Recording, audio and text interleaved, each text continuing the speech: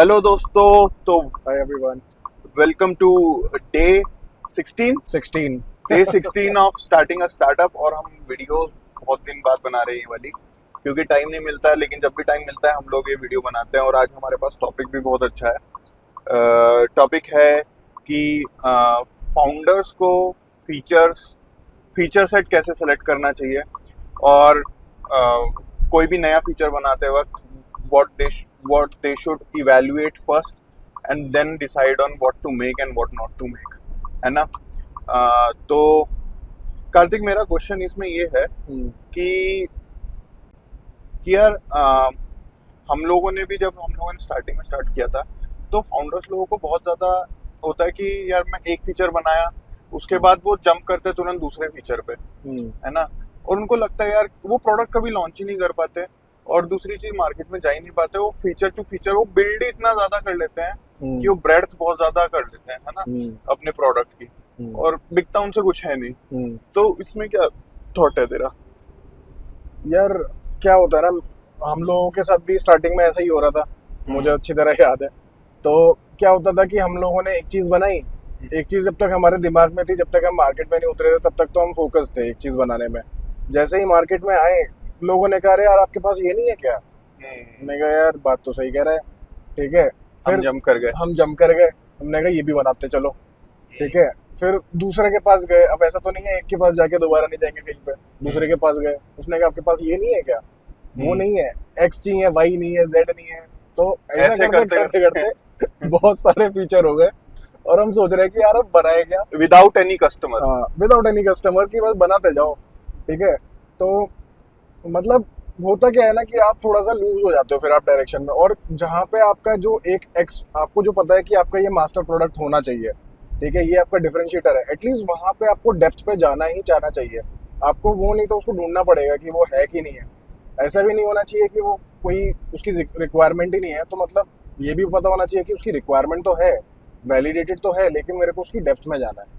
तो उसकी डेप्थ में जाओ, फिर उसके बाद आगे जाके एड ऑन बनाना है, लेकिन एड ऑन्स पे उतना ज्यादा फोकस मत करो, नहीं तो आपका डिफरेंशिएटर, अगर वो डिफरेंशिएटर प्रोडक्ट है, आपका फीचर है, और उस पर ही आपने काम नहीं किया, उस पर ही आप डेप्थ पे नहीं गए, तो एड ऑन्स का क्या करोगे? कोई एड ऑन्स भी नहीं लेने का आपके।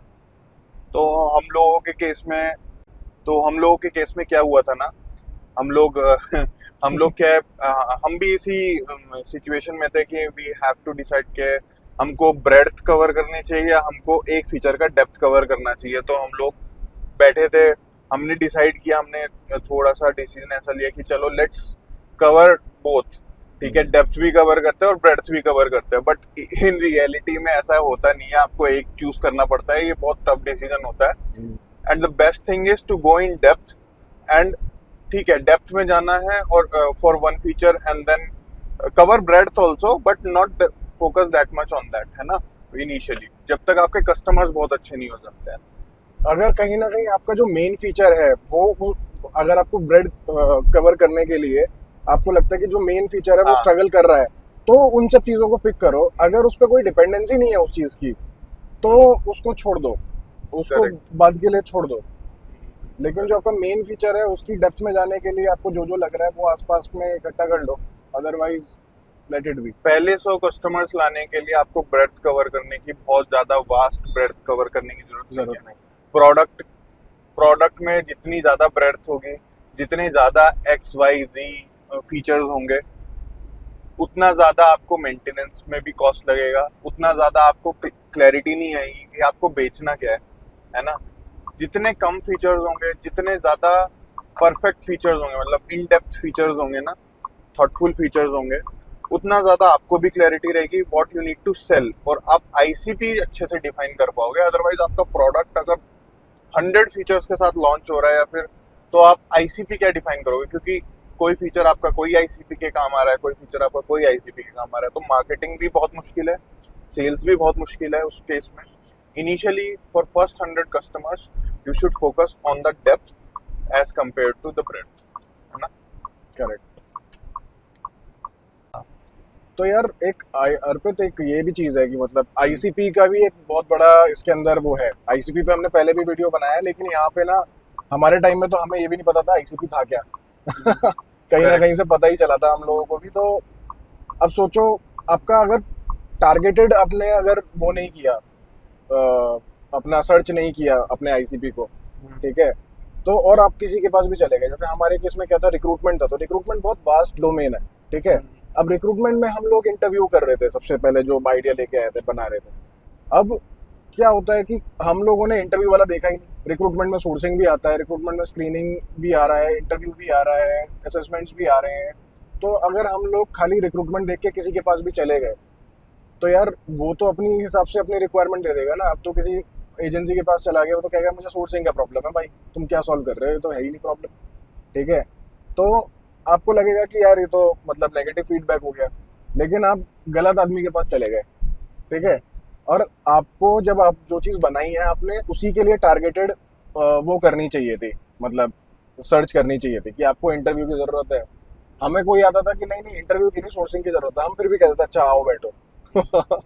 लेकिन और वो इस वजह से हमने पूरा प्रोडक्ट हमने रिक्रूटमेंट स्पेसिफिक बनाया।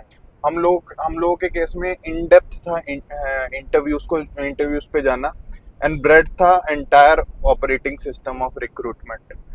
बट हाँ, हम लोग उससे कोप अप कर गए क्योंकि हमने बहुत टाइम दिया, बहुत एनर्जी दी उसमें, हमने पूरा सिस्टम ऑटोमेट कर दिया है अभी के टाइम पे।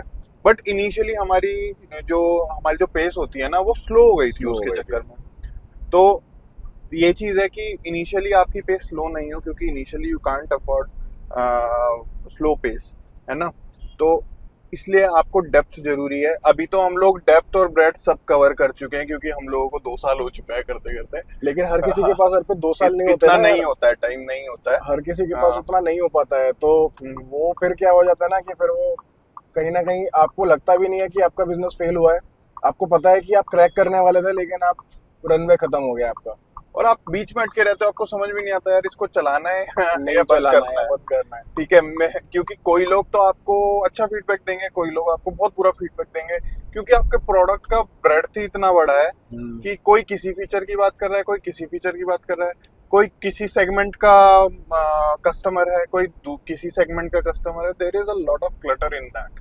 Initially you can not afford that clutter. यार आपको स्ट्रेटेजी डिफाइन करनी पड़ेगी कि आपको सब कुछ ही बनाना है या फिर आपको नीश पे जाना है। लोग कहते हैं नीश बनाओ, नीश बनाओ, नीश बनाओ, लेकिन यार मतलब ये आपको डिसाइड करना पड़ेगा कि भाई आपकी प्राइसिंग कैसी होगी, आपको बिना एड ऑन्स के चलेगा नहीं चलेगा। नीश पे अगर आप बना रहे हो तो उस पर आपको प्रीमियम मिलेगा नहीं मिलेगा।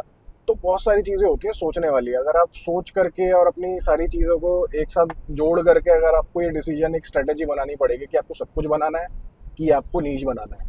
और नीश जब भी बनाओ जब आपको प्रीमियम प्राइस मिले उस पर। मतलब मेरा ओपिनियन तो ये है कि स्टिल नीश भी क्या है ना, करते नीश में भी नीश होता है। मतलब जैसे रिक्रूटमेंट में इंटरव्यू इज अ नीश है, लेकिन इंटरव्यू में technical interview is also a niche. Correct. तो नीश के अंदर भी नीश है। तो आपको नीश को कितना नैरो डाउन करना और कहाँ पे स्टॉप होना है। तो मेरा कहना ये है कि जिस इंडस्ट्री के आप सबसे ज्यादा क्लोज हो ना, हमारे केस में हम टेक इंडस्ट्री के सबसे ज्यादा क्लोज थे, तो हमने टेक इंडस्ट्री चूज करा कि we will make tech interviews का प्रॉब्लम हम लोग पहले सॉल्व करेंगे, नॉन टेक का बाद में सॉल्व करेंगे। तो जिस इंडस्ट्री के आप सबसे ज्यादा क्लोज हो, नीश भी उसी, क्योंकि आपके पास कम्युनिटी होगी, कम्युनिटी एक्सेस होगा, लोग होंगे जान पहचान के उस नीश के, है ना, जिसमें आप अपना ट्राई आउट कर सकते हो प्रोडक्ट को। तो वो चीज सबसे ज्यादा जरूरी है कि नीश करो तो उसको, जो चीज आपके सबसे क्लोज है उस पे ही नीश करना चाहिए। अदरवाइज नीश तो हमेशा बेनिफिशियल होता ही है। करेक्ट। तो दोस्तों आज का टॉपिक बहुत अच्छा था, और ये ऐसा टॉपिक है कि मोस्टली कई वीडियोस में आपको कहीं पे भी नहीं मिलेगा, लेकिन फाउंडर गिरी की वीडियो में मिलेगा, क्योंकि ये हमारे एक्सपीरियंस से डिराइव हुआ है। हाँ, ये एक्सपीरियंस से डिराइव है। और दूसरी चीज ये है कि ये वाला वीडियो, मतलब ये वाला जो नॉलेज है ना, हम लोगों को, मैंने कितने सारे जो हम लोगों ने पहले वीडियोस बनाई है, मेरे को कहीं ना कहीं से नॉलेज मिली है, और तभी मैंने आपको वो नॉलेज दी है। बट ये वाला जो वीडियो है ना, वो हमारी एक्चुअल लर्निंग से है, वो जो हमारा एक्चुअल थॉट प्रोसेस है वो है। तो ये आपको कहीं पे नहीं मिलेगा। तो सब्सक्राइब कर लीजिए हमारा channel for more such insights, और मिलते हैं नेक्स्ट टॉपिक के साथ। ठीक है, बाय बाय। Bye bye.